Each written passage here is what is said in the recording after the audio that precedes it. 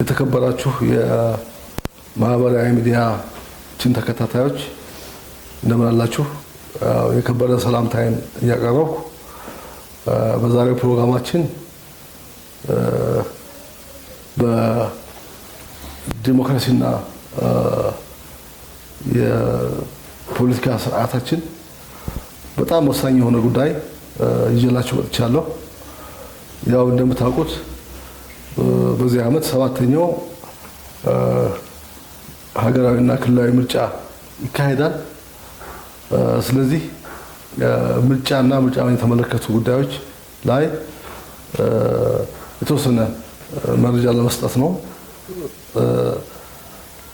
ጉዳዩ ለሁላችንም ጠቃሚ ነው ብዬ አስባለሁ። ስለዚህ በዛ ጉዳይ ላይ በዚህ ፕሮግራም ያለኝን ሀሳብና መረጃ ላካፍላችሁ ተገኝቻለሁ። ስለምታዳምጡኝ እና ስለምትከታተሉኝ በጣም አስቀድሜ ማመስገን እፈልጋለሁ። እንግዲህ ምርጫ ሲታሰብ መነሻው ያው ዲሞክራሲ ነው እና የዲሞክራሲ ስርዓት ነው። ዲሞክራሲና የዲሞክራሲ ስርዓት በማይታሰብበት ሁኔታ ስለ ምርጫ ማውራት አይቻልም። እንግዲህ ዲሞክራሲ ስንል ደግሞ ምንድነው ዲሞክራሲ የሚለው ነገር ብዙ የዘርፉ ተመራማሪዎች የተለያየ ትርጉም ይሰጡታል እና አንድ ወጥ የሆነ ትርጉም የለውም። ለምን? ዲሞክራሲ ብዙ መገለጫ ስላለው ነው። ከመንግስት አስተዳደር አኳያ ግን ዲሞክራሲ የመንግስት አስተዳደርን ስንመለከት ከዛ አኳያ ዲሞክራሲ በተመለከተ የቆየው የአሜሪካ ፕሬዝዳንት አብርሃም ሊንከን የገለጸበት መንገድ ገላጭ ተደርጎ ይወስዳል። እሱም የገለጸው ዲሞክራሲ የህዝብ በህዝብና ለህዝብ የሚቋቋም አስተዳደር ስርዓት ነው ያስቀመጠው። የህዝብ ለህዝብና በህዝብ የሚቋቋም የአስተዳደር ስርዓት የዲሞክራሲ መገለጫ ነው ብሎ አስቀምጦታል። ይሄ በጣም ወሳኝ ይመስለኛል። ህዝብ ለህዝብና በህዝብ ነው። ይህ ማለት ነው የስልጣን ባለቤት ህዝብ ነው እና በህዝብ የሚቋቋም የመንግስት አስተዳደር ለህዝብ የሚሰራ ምርጫ መሰረት አድርጎ የሚቋቋም ያ የዲሞክራሲያዊ አስተዳደር ይባላል ነው።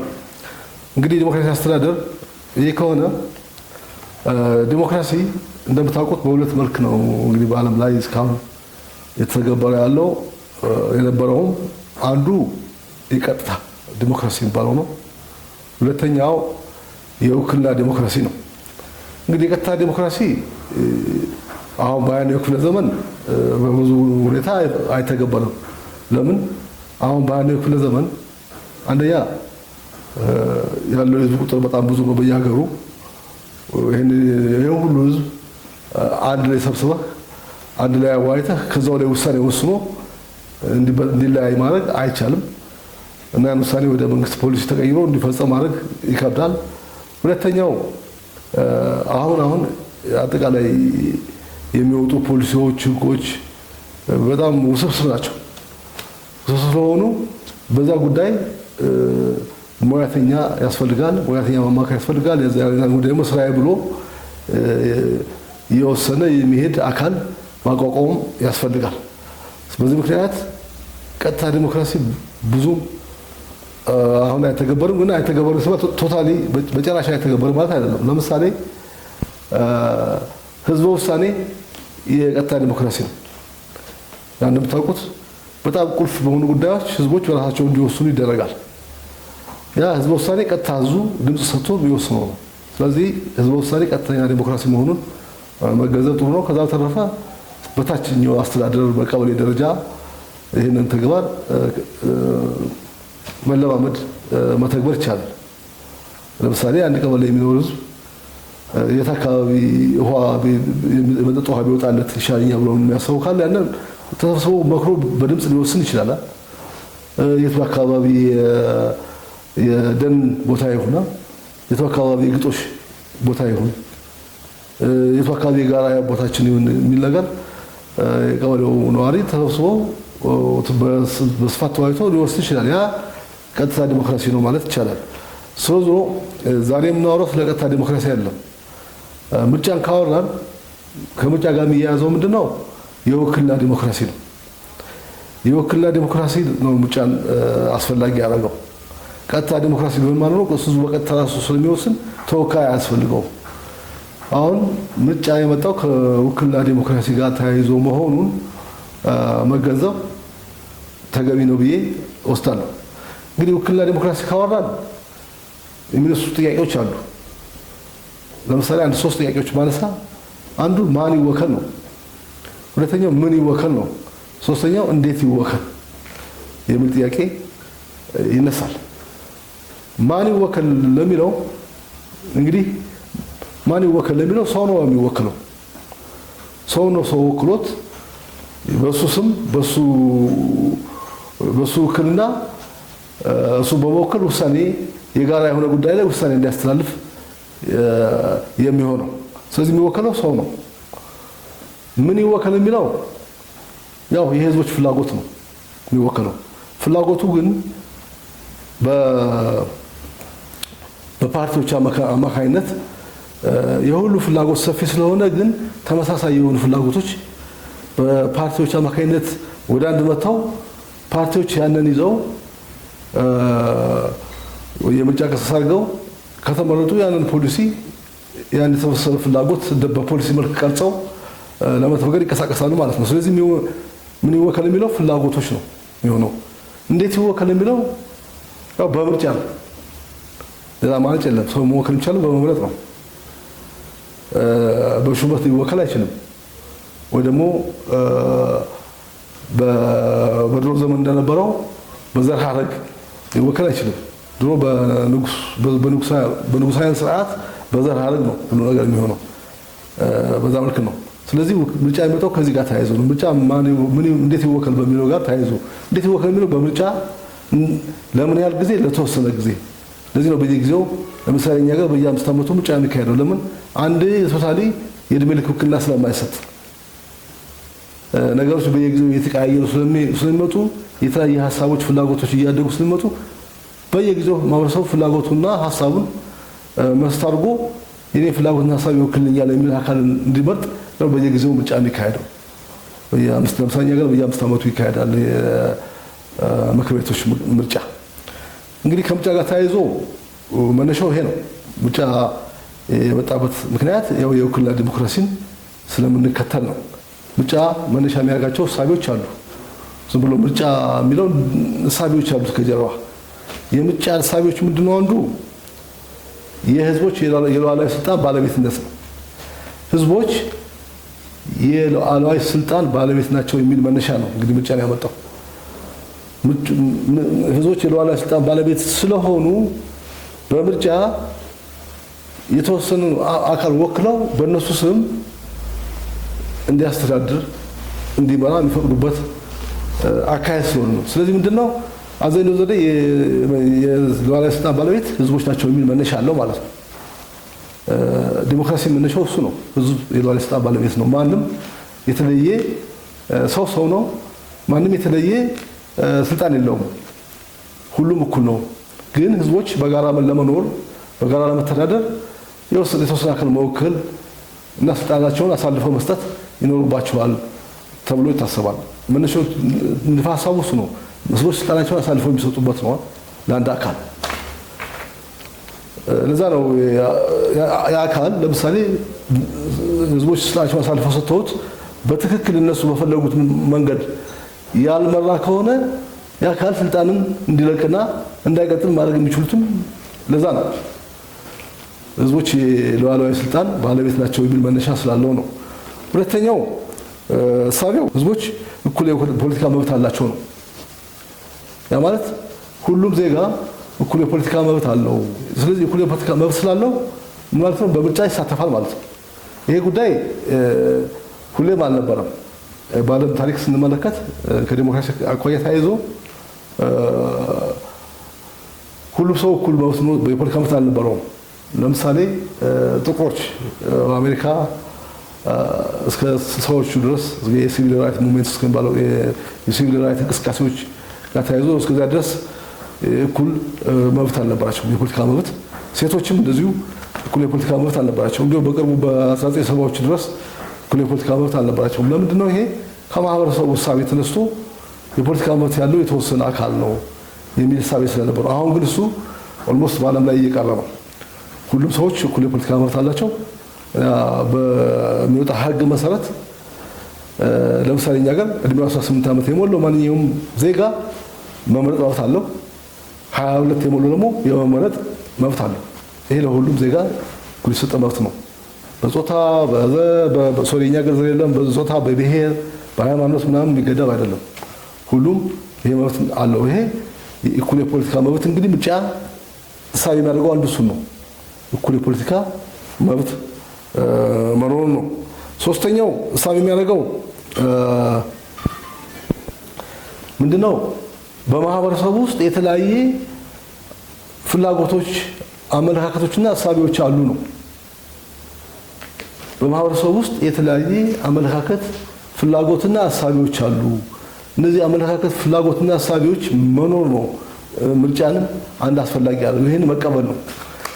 የተለያዩ ፍላጎቶች፣ አስተሳሰቦችና አመለካከቶች ስላሉ እነዚህ አመለካከቶችና ፍላጎቶችና አስተሳሰቦች ወደ ፖለቲካው መጥተው አብላጫው ማህበረሰብ የሚቀበለው አመለካከትና ፍላጎት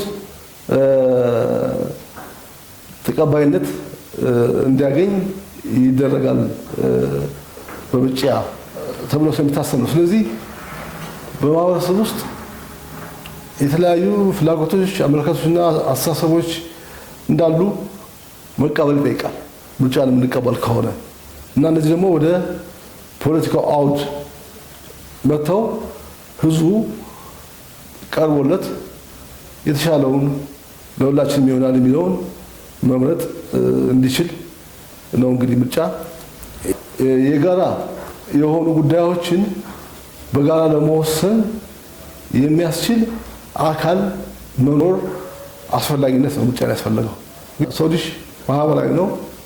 የራሱ ጉዳይ ቢኖረውም የጋራ ጉዳይ አለው። የጋራ ጉዳዩን ደግሞ በጋራ መወሰን መቻል አለበት። ይሄን የሚወስንለት ደግሞ እና የሚፈጸምለት አካል ያስፈልገዋል። ለዚህ ነው የመንግስት አስተዳደርም አስፈላጊነት ስለዚህ ምርጫ ይሄን ታሳቢ ያደረገ ነው። አንድ አካል ፈጻሚ አካል የማቋቋም አስፈላጊነትን ነው። ህግ የሚያወጣና የሚያስፈጽም እና የሚቆጣጠር አካልን የማቋቋም አስፈላጊነት ነው ምርጫን አስፈላጊ ያደርገው። ምርጫ ተከታታይነት ያለው ነው። በየጊዜው የሚካሄድ ነው እና ምርጫ ስናስብ የዛሬን ብቻ ማሰብ የለብንም። የቀጣይ ትውልድ ነው። የስርዓቱ መሰረት እንዲይዝ ማሰብ ይጠይቃል።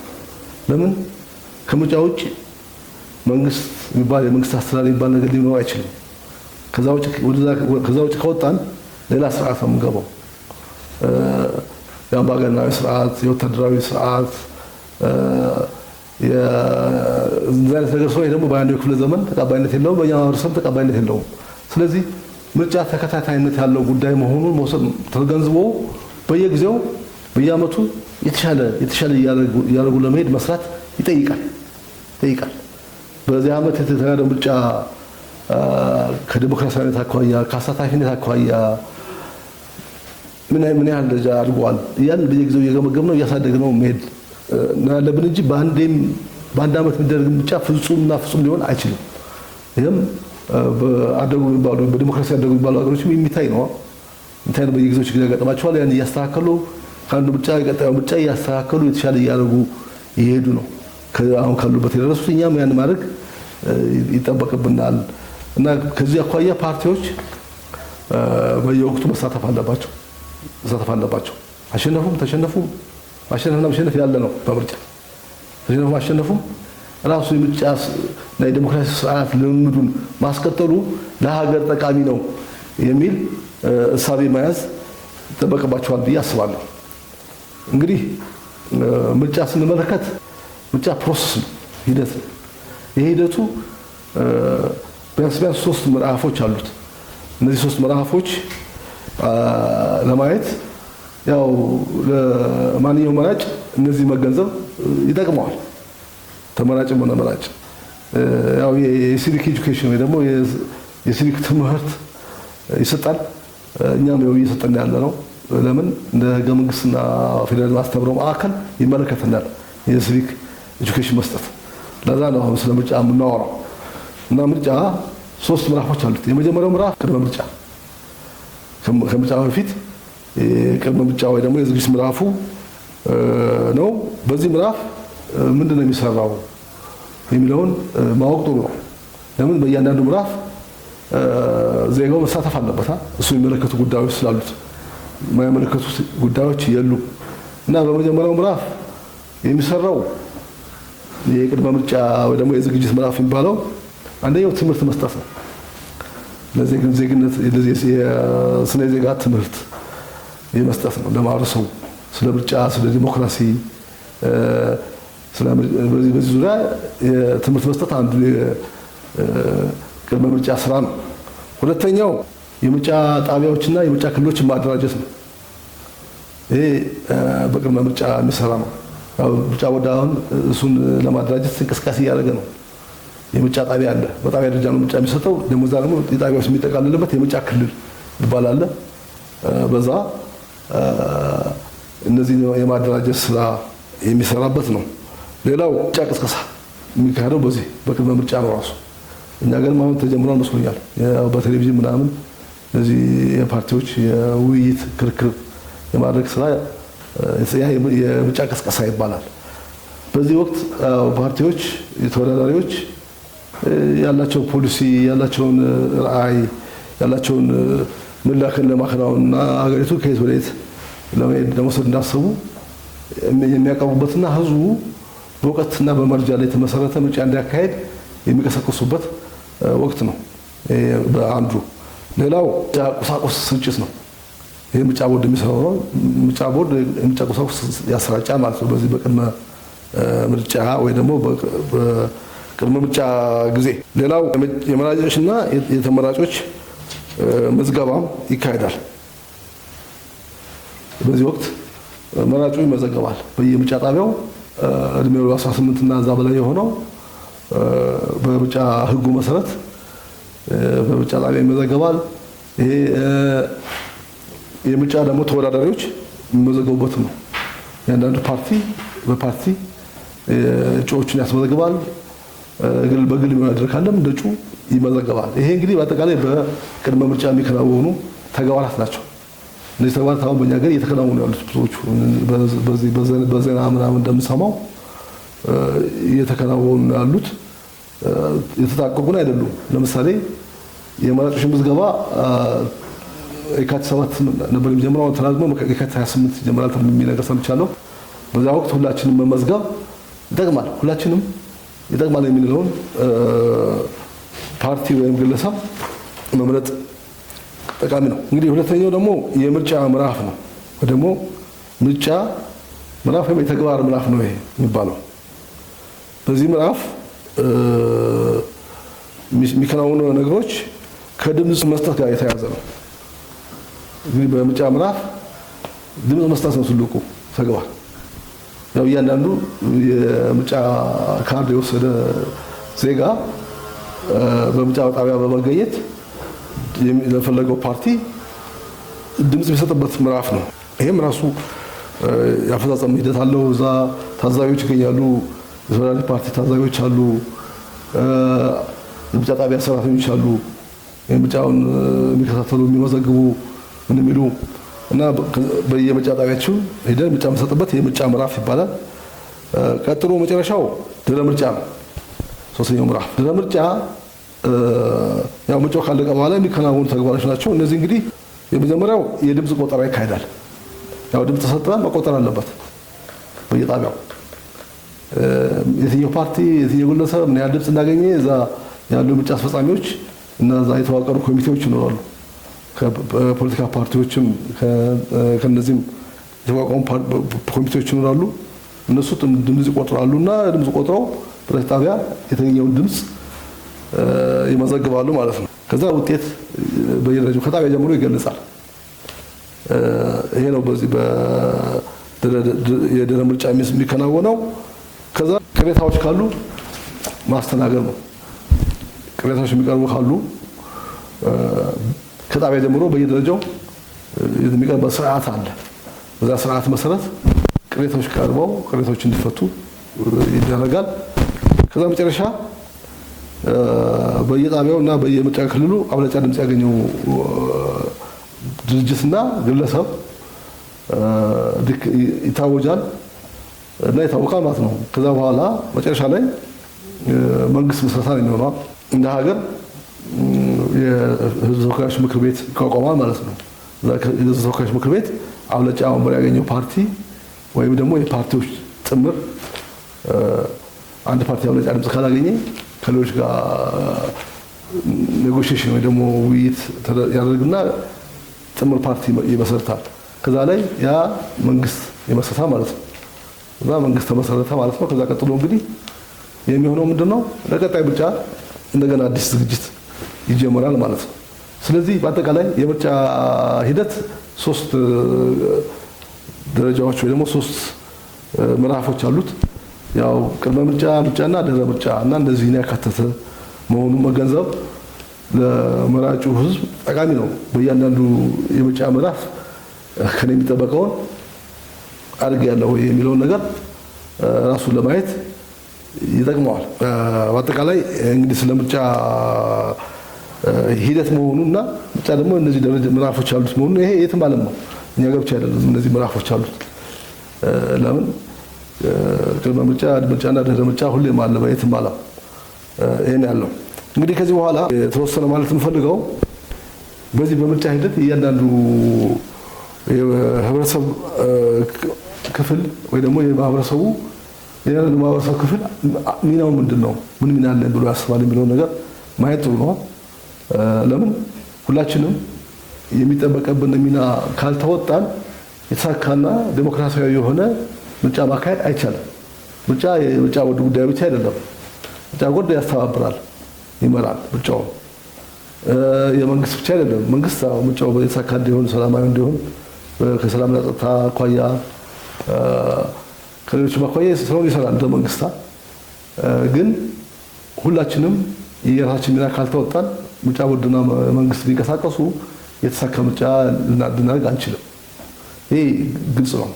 ስለዚህ ሚናችን አውቀን ለመንቀሳቀስ እንዲያግዘን አንዳንድ የተለያዩ ማህበረሰብ ክፍሎች ሚና ምንድናቸው የሚለውን ነገር አጠር አድርጌ ማቅረብ እፈልጋለሁ።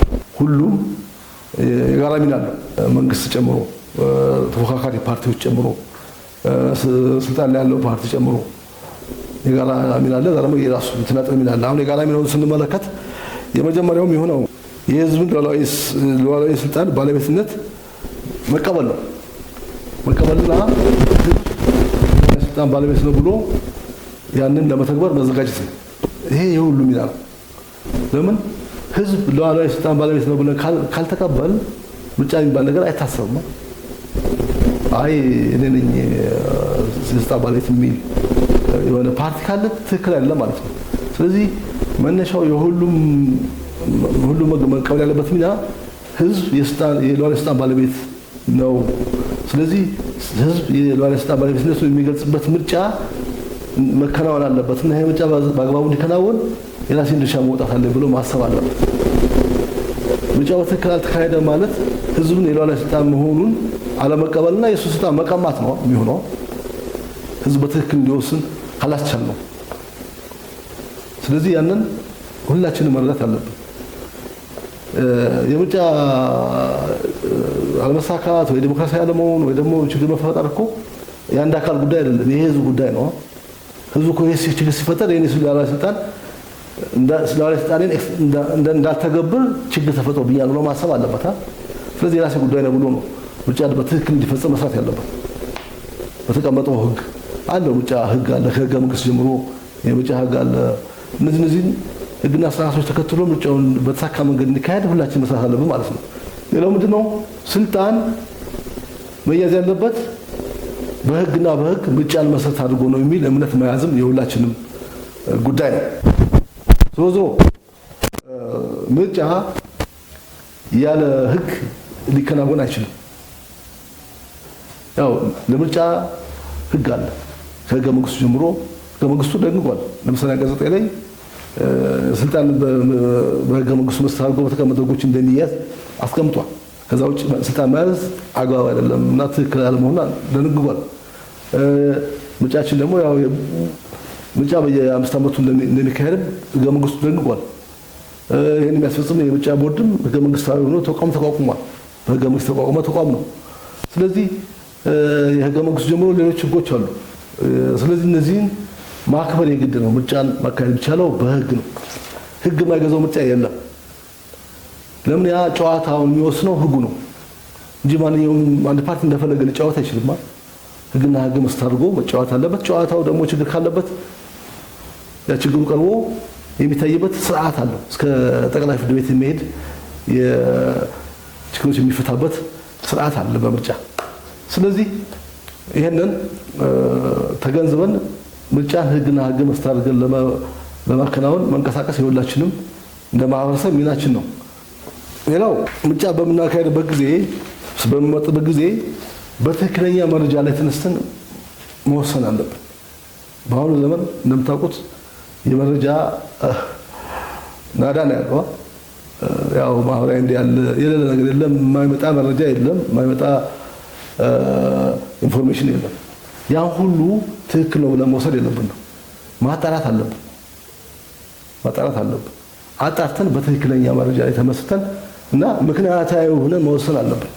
አንዳንዴ ምንድነው ስሜት ውስጥ የሚያስገባ ሐሳቦች አንስቶ ሰውን በስሜት ነርቶ ስሜታዊ የሆነ ውሳኔ እንዲደርስ ለማድረግ የሚሰሩ አካላት ሊኖሩ ይችላሉ። ግን ስሜት አለው፣ የሰው ልጅ ስሜት አለው። ስሜቱ መካድ አይቻልም። ግን ምርጫ ሲሆን በእኛና በልጆቻችን የወደፊት ህይወት ላይ ስለምንወስን ከስሜት በዘለለ ምክንያታዊ በሆነ መንገድ ነው መወሰን ያለብን። ለዚህ ደግሞ ትክክለኛ መረጃ ማግኘት አለብን። መረጃ ስናገኝ ምን፣ የት፣ ለምን፣ መቼ ብለን መጠየቅ አለብን። መረጃው ምንድን ነው የሆነው፣ መቼ ነው የሆነው፣ የት ነው የሆነው፣ በማን ነው የሆነው የሚል ነገር መጠየቅ አለብን። ዝም ብለን ትክክል ነው ማለት የለብን። ማንም ከኔ ጀምሮ አሁን መረጃችሁ መረጃ አለ፣ ይሄ መረጃ ትክክል ነው ብላችሁ መጠየቅ አለባችሁ። ሌላ ሚዲያ ከፍታችሁ ምርጫ እንደዚህ ነው ወይ ሳይንሱ ብላችሁ ማንበብ ይቻላል። ለምን አይደለም ሌላ የፖለቲካ አጀንዳ ቀርቶ ሳይንሳዊ የሆነ ትምህርቱም ራሱ ከተለያየ እንትን ማየት መመልከት ተገቢ ነው። ስለዚህ ትልቁ ነገር እንደማህበረሰብ የሚጠበቅብን በትክክለኛ መረጃ ላይ ተመስርተን ምክንያታዊ የሆነ ውሳኔ መስጠት አለብን። ውሳኔያችን ምንድነው? ይሄን እመርጣለሁ ስንል ትክክለኛ የሆነ መረጃ አለ ነው ወይ? ስለዛ ፓርቲ፣ ስለዛ ሰው ያን ጉዳይ ይወጣዋል ወይ? ያን ያስቀመጠውን ሐሳብ ለመፈጸም ይችላል ወይ? ያስቀመጠው ሐሳብስ ትክክል ነው፣ ምክንያታዊ ነው ወይ? ያ ጉዳይ ቢፈጸም እንደ ሀገር በጋራ ሊያኖረን ይችላል ወይ የሚለውን ነገር ተገንዝበን ምክንያታዊ ሆነን ለመወሰን ጥረት ማድረግ አለብን። ስሜት የሚኮረኩሩ ጉዳዮች ሊመጡ ይችላሉ በአንድ በሌላ መንገድ፣ እነሱን ሰምቶ ማለፍ ነው። ቀጥዬ የፖለቲካ ፓርቲዎች ሚና ባጭሩ ባስቀምጡ ነው። እንግዲህ ፓርቲ የሚለው ምንድን ማለት ነው? ማለት ነው ክፍል ማለት ነው። ፓርቲ ነው የሆነ በሰው ክፍል ፍላጎትን የያዘ አካል ማለት ነው። ይህ አካል ተወዳድሮ ስልጣን እንዲይዝ ነው ፓርቲ ያስፈለገው። እና ፓርቲዎች በምርጫ ትልቅ ሚና አላቸው። ያው ፓርቲዎች ለስልጣን ነው የሚወዳደሩት፣ ምንም ጥያቄ የለውም። ስልጣን ይዘው ፖሊሲ ለማስፈጸም ነው እንግዲህ ዋና ዓላማቸው። ስልጣን ካልያዙ ማስፈጸም አይችሉም። ለምን? ስልጣን የያዘ አካል ነው መወሰን የሚችለው። ወስኖ ለምሳሌ አንድ የሚያስቡት ፖሊሲ ካለ ያን ፖሊሲ እንዲወጣ ህግ እንዲወጣ አድርገው በምክር ቤት እዛ አስፈጻሚ እነሱ ስለሚያውቁም አስፈጻሚ እንዲፈጸም ያደርጋሉ። ስለዚህ ለዛ ነው ፓርቲዎች የሚወዳደሩት። ሌላ ነገር ዓላማ የላቸውም። አይ ለስልጣን አይደለም የሚለው ነገር ካለ ውሸት ነው። ፓርቲ ዋና ዓላማው ስልጣን ይዞ ያቀረበውን ፖሊሲ ለማስፈጸም እንደሚወዳደሩ መውሰድ ነው። የውክልና ዲሞክራሲ ጋር ተያይዞ ያው ፓርቲዎች አስፈላጊ ናቸው።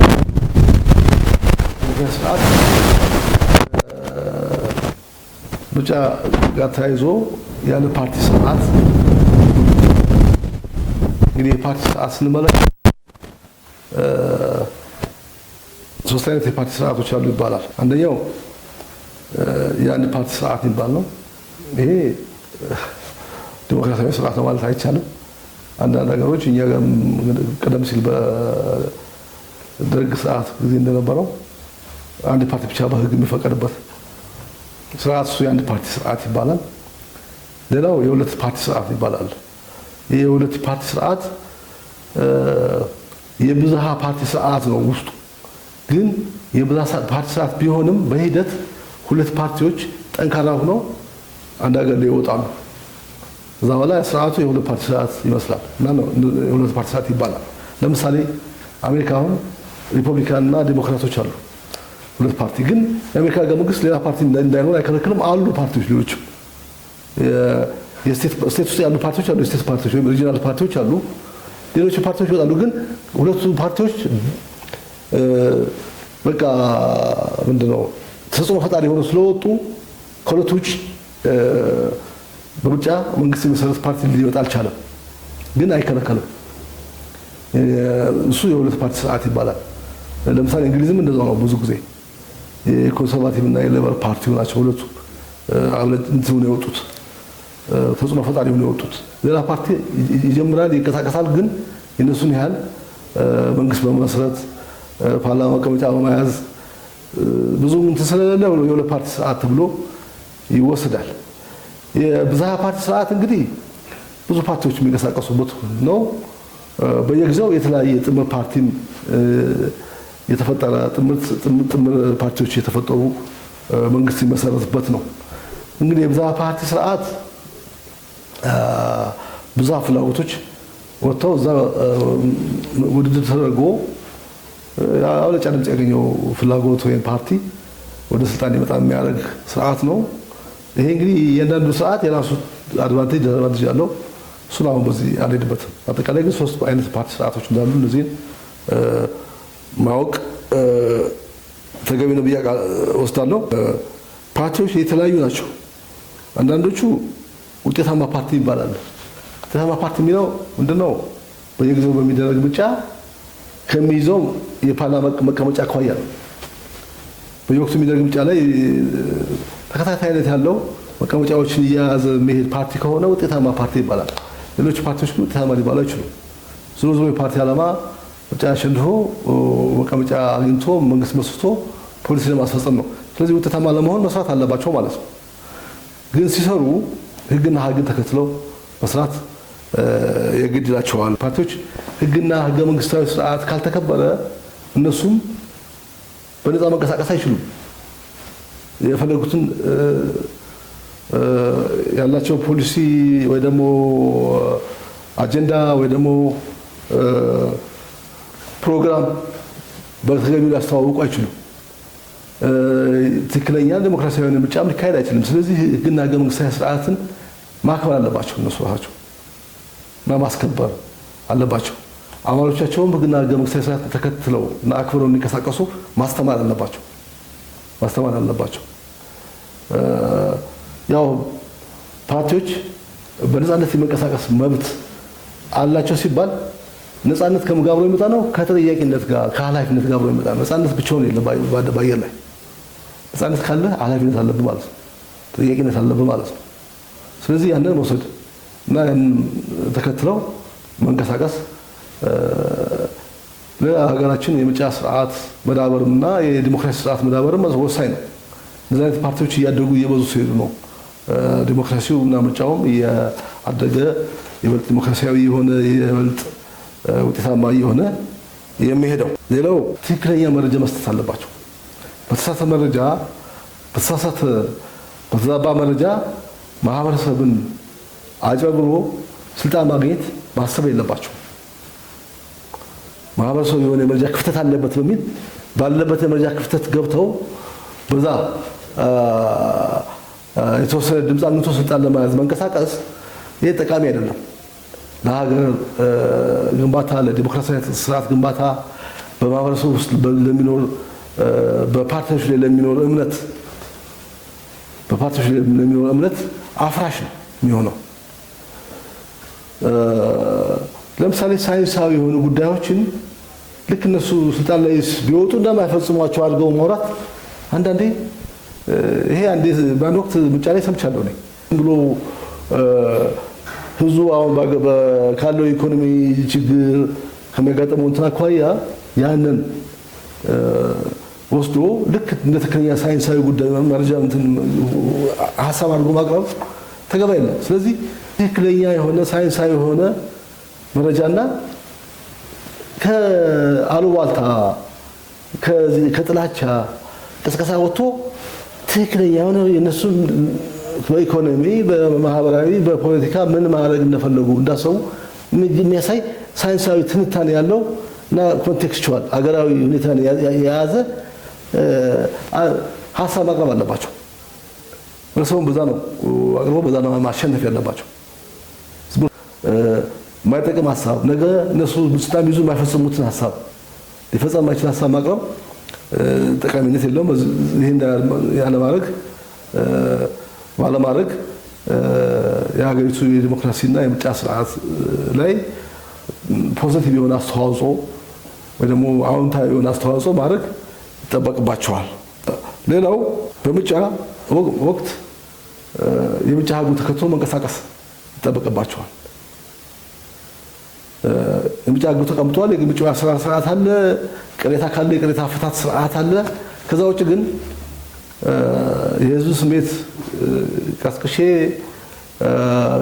አምባጓሮ ፈጥሬ ወደ ስልጣን አምጣለሁ ብሎ የሚያስብ ከሆነ ይሄ ለዲሞክራሲ ስርዓት ግንባታችንና ለምርጫ ስርዓታችንም አደጋ ነው የሚሆነው። ስለዚህ ከዚህ አይነት ሀሳብና እንቅስቃሴ መቆጠብ ያስፈልጋል። ሁሉ ህግና ህግ ተከትሎ መብትን ለማስፈጸም መንቀሳቀስ ነው። ዞሮ ምንድነው ምርጫው ተከታታይነት ያለው ነው። አሁን መሰረት መጣል አለብንና ቤዝ ይጣል የምርጫ ስርዓትና ህጉ ዲሞክራሲው እየዳበረ እንዲሄድ ካላስቀመጥን የተሻለ ሁኔታ በየጊዜው ሊመጣ አይችልም። ከ5 ዓመቱ የተሻለ የሚሄደው አሁን ቤዝ አስቀምጠን ስንሄድ ነው። ያንን ማሰብ ያስፈልጋል። ቀጣይነቱን ማሰብ ያስፈልጋል። ያሁን ማሸነፍና ለማሸነፍ አይደለም ምርጫ። ማሸነፍና ለማሸነፍ አንድ ጉዳይ ሆኖ ስርዓቱን የመትከል ጉዳይም አንድ ጉዳይ ነው። ያንንም ማሰብ አለባቸው። አንድ ሀገር ዜጋ ላይ የፖለቲካ ሀሳብ አለኝ ብሎ እንደሚንቀሳቀስ አካል መሆን አለባቸው። በዲሞክራሲ ደግሞ ሁሌ ማሸነፍም ሁሌ መሸነፍም የለም። አንድ ወቅት መሸነፍ ይመጣል በሂደት። ያንን ማሰብ ጥሩ ነው። በአሁኑ ወቅት በአብዛኛው ሰው ያንተን ሀሳብ ባይቀበል ኔክስት በሚቀጥለው ምርጫ ሀሳብ ሊቀበል ይችላል። ስለዚህ ዛሬ ተሸነፍ ነገ ላሸንፍ እችላለሁ ብለህ ማሰብ ይቻላል። ስርዓቱ ካለ ነው ማሸነፍ የሚችለው። ይሄ ስርዓቱ ከተተከለ ስርዓቱ መሰረት ከያዘ ነው ነገ አሸንፋለሁ ብሎ ማሰብ የሚቻለው። ዛሬ እንኳን ባላሸንፍ ነገ አሸንፋለሁ ብሎ ማሰብ።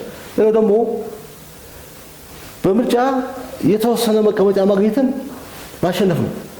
ለኔ በግድ መንግስት መመስረት አይደለም ማሸነፍ።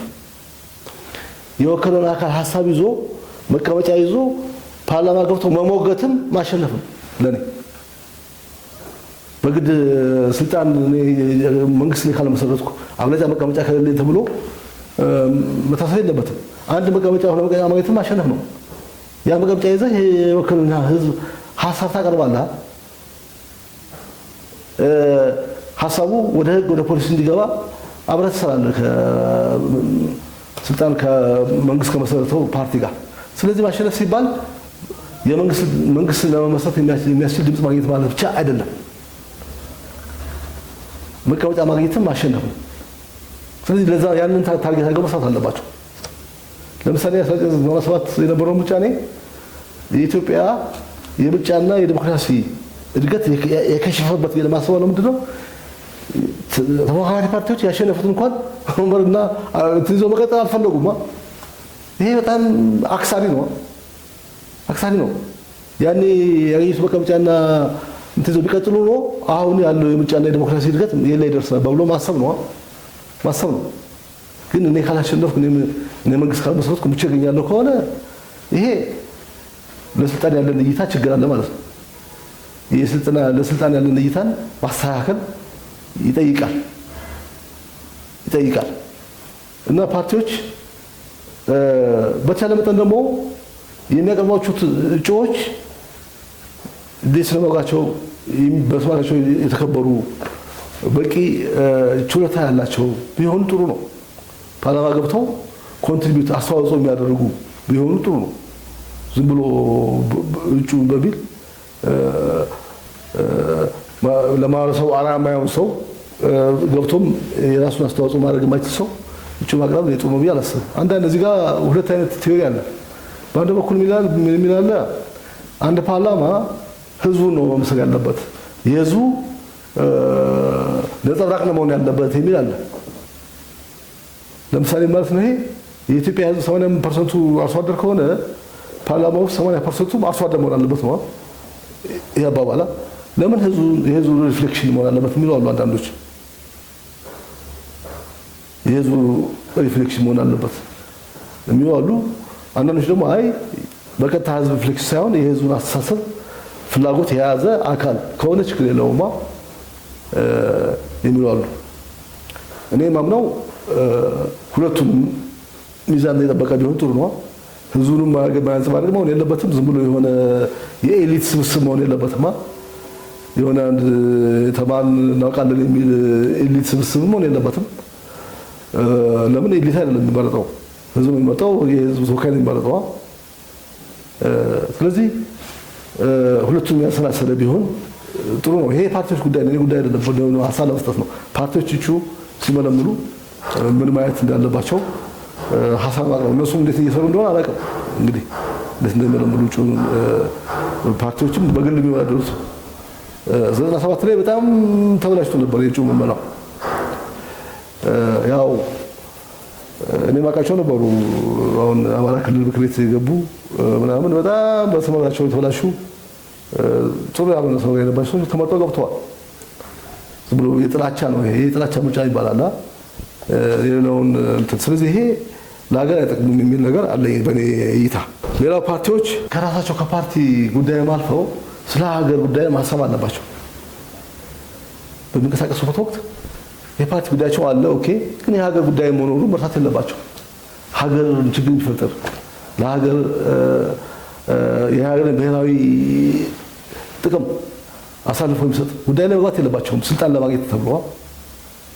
ያ ሲባል የሚያቀርቡት አጀንዳ የሚያቀርቡት ሀሳብ የሀገር ብሔራዊ ጥቅም የሚጻረር መሆን የለበትም። ይሄ የጋራ መሆን አለበት። ሀገራዊ ብሔራዊ ጥቅም የሁሉ ፓርቲ ጉዳይ ነው፣ የአንድ ፓርቲ ብቻ አይደለም። ወይ ደግሞ መንግስት ላይ ያለ መንግስት ጉዳይ ብቻ ሊሆን አይችልም። ስለዚህ ፓርቲዎች ምርጫ ሲቀሰቀሱም የሀገራዊ ብሔራዊ ጥቅምን ያማከለ ቢሆን ጥሩ ነው። ያ ሀገራዊ ብሔራዊ ጥቅም በዚህ መልክ ነው የበለጠ አሳካዋለሁ ቢሆን ጥሩ ነው። ያንን የሚጻረር ከሚሆን እንደዛ የሚያደርጉ ነው የተመዘገቡ ፓርቲዎች አሉ ብዬ አላስብም፣ ይኖራሉ ብዬ አላስብም። ግን እንደዛ ተገቢ አይደለም። ዝሮ ዝሮ ፓርቲው እኮ ስልጣን ቢይዝ ቢያሸንፍ የሚያስተዳድራት ትችል ሀገር ነው። ይህች ሀገር ደግሞ ብሔራዊ ጥቅም አላት። ማንም መጣ ማንም ስልጣን ያዘ ማንም ስልጣን ያዘ ብሔራዊ ጥቅም ደግሞ የሁሉም መሆን አለበት እና በምርጫ ቅስቀሳ ወቅትም ብሔራዊ ጥቅም ላይ የጋራ ነገር ቢያዝ ጥሩ ነው። ከዛ በታች ባለው ጉዳይ ነው ውድድር መደረግ ያለበት ብዬ አስባለሁ። እና ይሄ የፓርቲዎች ሚና ባጭሩ ይሄን ይመስላል። እንግዲህ ሌላው ምርጫ አስፈጻሚ አካላት ሚና ነው። የምርጫ አስፈጻሚ አካላት ማለት ምርጫ ቦርድ የሚያቋቁመው የምርጫ ጣቢያ የሚሰሩ ምርጫ አስፈጻሚዎች ጀምሮ እስከ ምርጫ ቦርድ ድረስ ማለት ነው። ከቅድመ ምርጫ ጀምሮ እስከ ድህረ ምርጫው ድረስ ትልቅ ሚና አላቸው። አንደኛ ህግና ስርዓትን ወይ ደግሞ ህገ መንግስትና ህግን መሰረት አድርገው መንቀሳቀስ አለባቸው። በጣም ወሳኝ ነው። ህገ መንግስቱ ይላል፣ የምርጫ ህጉ ይላል። ስለዚህ በዛ መሰረት ስትሪክትሊ መንቀሳቀስ አለባቸው። ከዛ ለአንዱ ህጉ በትክክል የሚፈጸም ለአንዱ ህጉ የሚጣመም ከሆነ አስቸጋሪ ነው። ራሱ የምርጫ አስፈጻሚዎች ቅቡልነትን ያጣሉ። እነሱ ቅቡልነት ካጡ ምርጫውን ቅቡልነት ያጣል ማለት ነው። ስለዚህ ጥንቃቄ ማድረግ አለባቸው። ሁለተኛው ገለልተኛ ሆኖ መንቀሳቀስ አለባቸው። ገለልተኝነት በጣም ወሳኝ ነው። ለአንዱም ሌላው ፓርቲ ጋር አጋር መሆን የለባቸው። ገለልተኛ ናቸው። ህገ መንግስታዊ ነው። ምርጫ ቦርድ በህገ መንግስት ተቋም ህገ መንግስታዊ ተቋም ነው። ታችም የሚያቋቁም ጣቢያም በእነሱ የሚቋቋም ነው። ስለዚህ ገለልተኛ ሆኖ ለመንቀሳቀስ ጥረት ማድረግ አለባቸው። ያው ገለልተኝነቱ የሚገለጸው ህግና ህግ ተከትሎ በመንቀሳቀስ ነው። ሌላ ነገር የለውም። ህግ የሚለውን ከፈጸሙ ገለልተኛ ናቸው ተብሎ ይወሰዳል። ለምን የሚገዛቸው ህጉ ነው። ያ ነው ኖርሙ፣ እሱ ነው መለኪያው፣ እሱ ነው። ሌላ መለኪያ አለ። መለኪያው ህግ መስራጎ መንቀሳቀስ ነው። ለዚህኛው ፓርቲ ህግ መስራጎ ከውሳኔ ከሰጡ ገለልተኛ ናቸው። መለኪያቸው እሱ ሊሆን ይችላል። ሌላም ተለካለ ዝም ብለህ ባለዋልታ ወይ ደግሞ በፐርሴፕሽን ያለ በስሜት ሊሆን አይችልም መለኪያው። ስለዚህ ወቅታዊና ትክክለኛ መረጃ በየወቅቱ በየሰዓቱ ባወጡት ቅደም ተከተል መሰረት ወይ ደግሞ የጊዜ ሰሌዳ መሰረት መስጠት አለባቸው። አሁን እየሰጡ ነው ያሉት። አሁን ብዙ ጊዜ ሰማለሁኝ ሲራዘም ተራዝሟል በዚህ ምክንያት ያሉ እየሰጡ ነው ያሉት። ግን ይሄ መቀጠል አለበት እስከ መጨረሻው እና ወቅታዊና ትክክለኛ መረጃ በየወቅቱ መስጠት በጣም ወሳኝ ነው። ካለዛ ሌላ አካል ዝም ብሎ የሌለ መረጃ ወጥቶ እንደዚህ ሆነ ብሎ አሉባልታ ሊዘራ ይችላል። እና ደግሞ ወሬ ደግሞ የማይፈታው የለማ ጦር ከፈታው ወሬ ፈታው ይባል ተረት አለ። እና ስለዚህ እዛ ላይ ጥንቃቄ ማድረግ አለባቸው። ወቅታዊና ትክክለኛ መረጃ በየወቅቱ ለማህበረሰቡ ማድረስ ትልቁ ሚናቸው ነው ብዬ አስባለሁ። ተሻለ ያው መንግስት እንዲመሰረት ማስቻል ነው። ያው አሸናፊ ፓርቲ አሳውቀው በፓርላማ ውስጥ ያለው መንግስት እንዲመሰረት ማድረግ አለባቸው። የነሱ ሚና ነው። ሌላው እንግዲህ የፍትህ አካላት ሚና ነው። ያው ቅሬታዎች ከምርጫ ጣቢያና ከዛ ካለፉ ከምርጫ ክልል ካለፉ ወደ እነሱ ነው የሚሄዱት። ወደ ፍትህ አካላት ነው ቅሬታዎች የሚሄዱት። በዛ ነው የሚታዩ። ስለዚህ እዚህ ላይ ህግና ስርዓት ተከትለው ወቅታዊ ምላሽ መስጠት አለባቸው። በወቅቱ ያልተሰጠ ምላሽ እንዳልተሰጠ ምላሽ ይቆጠራል ይባል ተረት አለ በእንግሊዝኛ። እና ስለዚህ ካሁኑ እነዚህ ጉዳዮች ቢመጡ እንዴት ነው የምመልሰው ብሎ ዝግጅት አድርገው መንቀሳቀስ አለባቸው ነው። ሌላው እንግዲህ ትልቁ ሚና ያለው የሚዲያዎች ናቸው። ያው ሚዲያዎች በምርጫ ሂደት ትልቅ ሚና አላቸው። ሚዲያዎች ምንድነው በባህሪያቸው ያው የሚዲያ ሚናው አንዱ ትልቁ መረጃ መስጠት ነው። መረጃ ከምንጩ ከሶርስ ወስደው በትክክለኛ መንገድ ያን መረጃ ማስተላለፍ አለባቸው። ያ አንዱ የሚዲያ ሚና ነው። ማህበረሰቡ በትክክለኛ መረጃ ተመስርቶ ትክክለኛ ውሳኔ እንዲደርስ ማገዝ አለባቸው።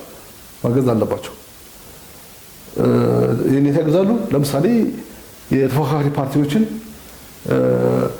የአየር ሰዓት በመስጠት ሀሳባቸውን እንዲያቀርቡ ያደርጋሉ።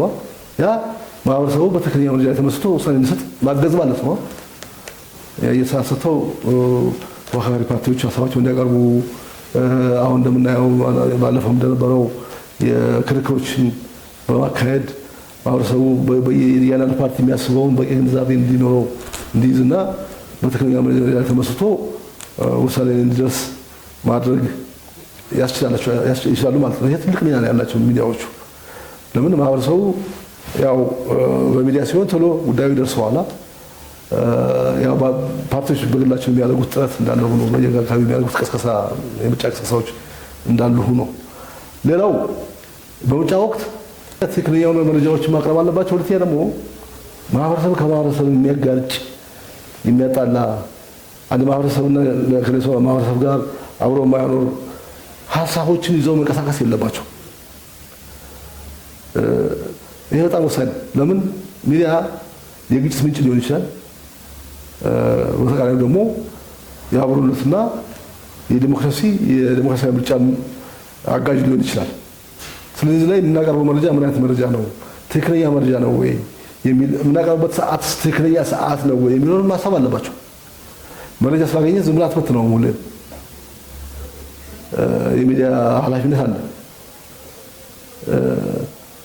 ለምሳሌ የሆነ ግጭት ካለ ግጭቱ ላይ እዛው ላይ እንትን ቤንዚን መጨመር የለብህም።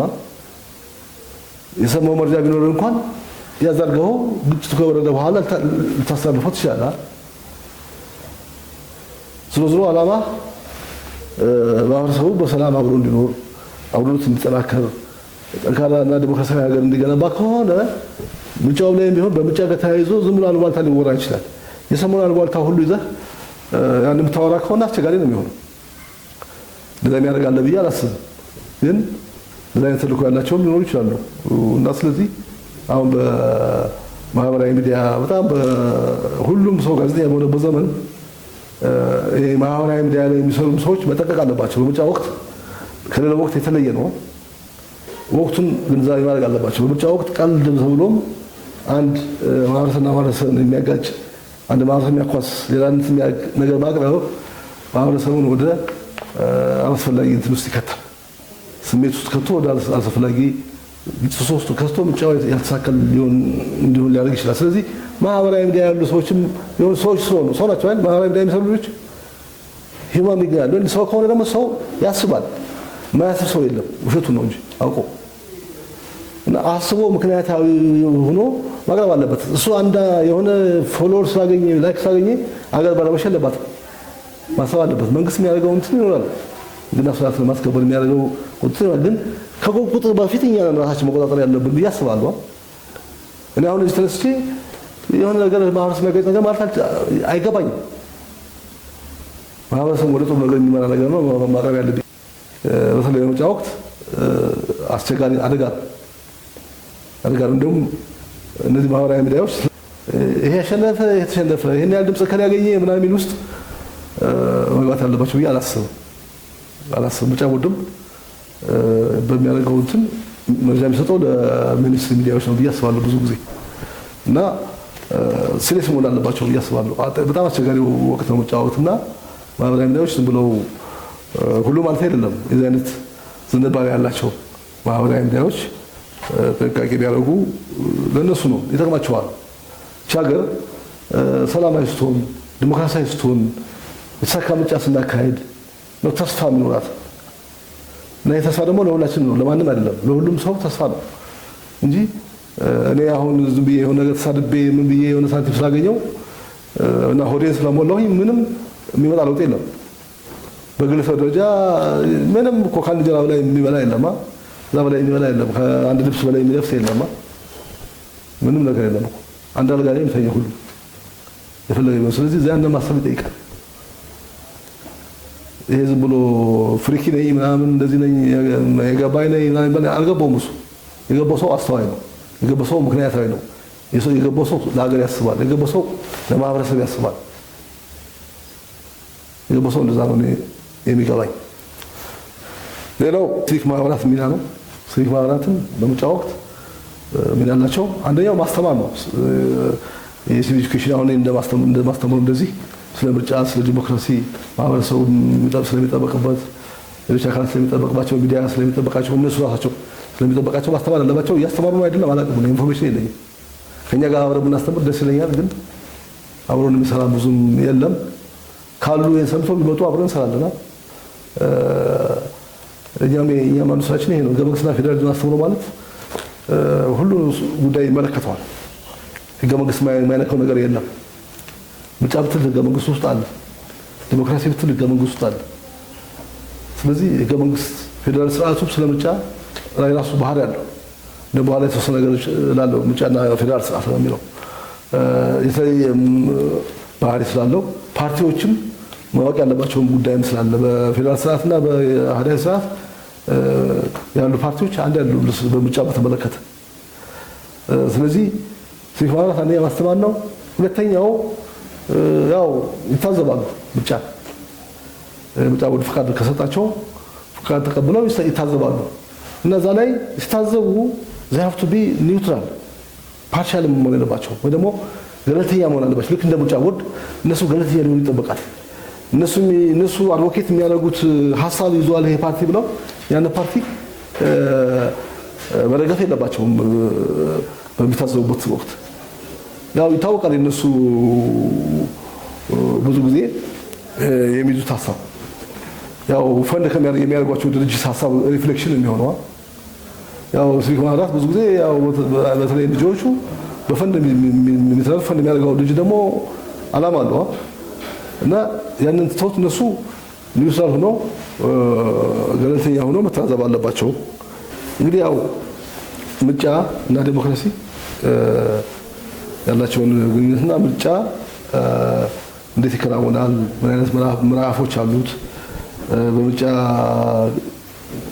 ላይ የእያንዳንዱ ህብረተሰብ ክፍል ሚና እና አጠቃላይ ለማህበረሰብ ያለን ሚና ምንድን ነው የሚል ነገር ባጭሩ አቅርቤያለሁ። ለማጠቃለል ያህል እንግዲህ ዲሞክራሲያዊ አስተዳደር ስርዓት እንግዲህ የሰው ልጆች እስካሁን ከሞከሩት የአሰራር ስርዓት የተሻለ ተብሎ ይወሰዳል። ለዚህ ነው ሁሌ ዲሞክራሲ የምንለው። ሁሉም ሀገር ዲሞክራሲ የሚለው ግን ምን ያህል ሀገር በትክክል ዲሞክራሲ እየተገበረ ነው? እሱ አንጻራዊ ነው። እኛ እንደኛ ሀገር ዲሞክራሲ ለኛ ሀገር በጣም ጠቃሚ እና አማራጭ የሌለው ጉዳይ ነው። ይህ ስለሆነ እና ዲሞክራሲ ደግሞ በአንዴ ስለማይገነባ እና ዲሞክራሲ ደግሞ የተለያዩ ገጽታዎች ስላሉት በተለይ የምርጫውን ገጽታ ሂደታዊ የሆነውን ገጽታ በትክክለኛ መንገድ ለመለማመድ እና እያሳደግነው ለመሄድ መስራት አለብን ነው። ስለዚህ ይህ በአንድ የሚያልቅ ጉዳይ አይደለም። ቅድም እንዳልኩት ከልጅ ሁሉ የሚተላለፍ ነው። ምርጫ መንግስታዊ አስተዳደር እስካለ ድረስ ይቀጥላል። 200 ዓመት 300 ዓመት ሊቀጥል ይችላል። አሜሪካ አሁን ከተመሰረተ በጀመራ ምርጫ አስቀጥላለች። እስካሁን 250 ዓመት ሊሆናቸው ነው። የተለያየ እድገት እያሳየ ቢመጣም የተለያየ አካላት የተሳተፉበት ቢሄድም አለ። እኛ ሀገር የምርጫ ታሪካችን አጭር ነው እና በዚህ ባጭሩ ገና ተስፋ መቁረጥ የለብንም። እኛ ሀገር ዲሞክራሲ የለም፣ አይመጣም፣ ይመጣል፣ ሂደት ነው። ግን በእያንዳንዱ ሂደት መሳተፍ፣ በእያንዳንዱ ሂደት ሚናችን መወጣት ከቻልን ነው የሚመጣው። ስለዚህ እዚህ ላይ በደንብ ማየትና ማሰብ ይገባናል ብዬ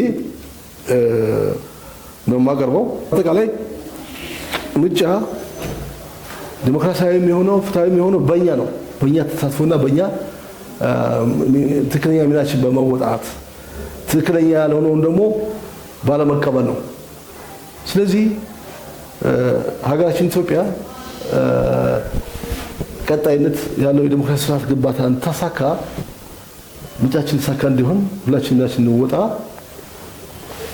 በህግ ከተቀመጠ በስርዓት ውጭ ከምርጫ ውጭ ስልጣን ኢትዮጵያ ውስጥ የማይያዝበት ሁኔታ መፈጠር አለበት። ከዛ መውጣት አለበት። ስልጣን በኃይል እና በአጋጣሚ የሚያዝበት ሁኔታ ማቆም አለበት። ይህ ካልሆነ ወደ ዲሞክራሲ ልንሻገር አንችልም። ስልጣን በምርጫና በንግግር በውይይት ነው መምጣት ያለበት። ስለዚህ መጨረሻ ላይ የምለው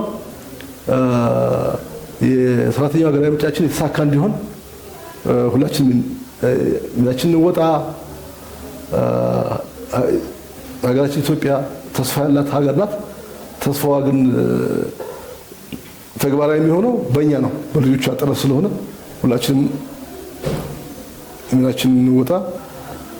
እንግዲህ ያው የዩቲዩብ ፕሮግራም በቀጣይ ያው ላይቭ ለመጀመር እያሰብን ነው። ይሄ ላይቭ የምንጀምረው ደግሞ በእናንተ ተሳትፎ ነው። እናንተ ሳብስክራይብ ስላደረጋችሁልን ነው። ስለዚህ አሁንም ሳብስክራይብ ማድረግ፣ ላይክ ማድረግ፣ ሼር ማድረጉን እንዳትረሱ። እንዲህ አይነት አስተማሪ ዩቲዩቦች በጣም አስፈላጊ ናቸው ለኛ ሀገር እና ለብዙ ዜጎች እንዲደርስ ሼር፣ ላይክ፣ ፎሎ አድርጉ። በቀጣይ ደግሞ ላይቭ እንጀምራለን። ላይቭ ስንጀምር ደግሞ ላይቭ እየገባን ትልቅ ውይይቶችን፣ ክርክሮችን እናካሄዳለን። እናንተም የምትሳተፉበት እድል ይፈጠራል። ስለዚህ ያን እንድንፈጥርና የተሻለ ያስተምሩ ስራ እንድንሰራ የእናንተን እገዛ እንጠይቃለን። እገዛችሁ አይለየን። እዛ በተረፈ